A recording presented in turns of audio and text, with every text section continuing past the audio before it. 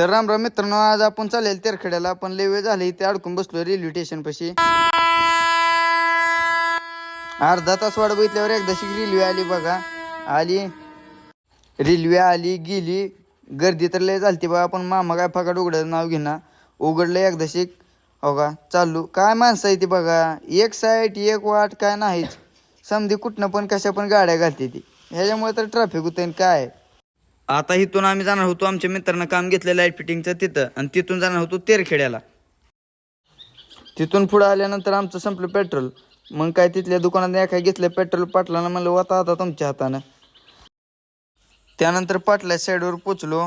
ही बघा लाईट फिटिंगला अशा नळ्या टाकते ती. गाडीत काय पोरं बसना झालती म्हणून पाटला टाकला डिकीत. पण पाटील म्हणाला लय उकडतंय. मग घेतला त्यांना गाडीत पुन्हा. गाडीत गेलो. चिंबी तर बाकीच झाली, पण आता म्हणलं काय जावं लागेल, पर्याय नाही दुसरा काय. त्यानंतर आलो शोरूमला. आपल्या जोडीदाराला एक ट्रॅक्टर बुक करायचा होता. दुपार झालती आणि भूक तर लय लागली होती. मग आलो मातोश्रीला. 2च मिनिटात आपली ऑर्डर आली. आता सुट्टी नाही म्हणलं, जे तुटून पडलो म्हणतो का नाही. एकदाशी पोचलो बघा तेरखेड्याला. दुकानं बगल तिकडे दुकान होती. इथं लय स्वस्तात फटाकडे येते बघा. त्यानंतर केली आपली गाडी लोड. मध्ये जी पाऊस पडला ना त्याच्यामुळे ह्या नदीला पूर आलता बघा. जी पांढरं दिसताना समजा ती पाण्यात होतं. लय डेंजर अवस्था झाली इथल्या माणसांची.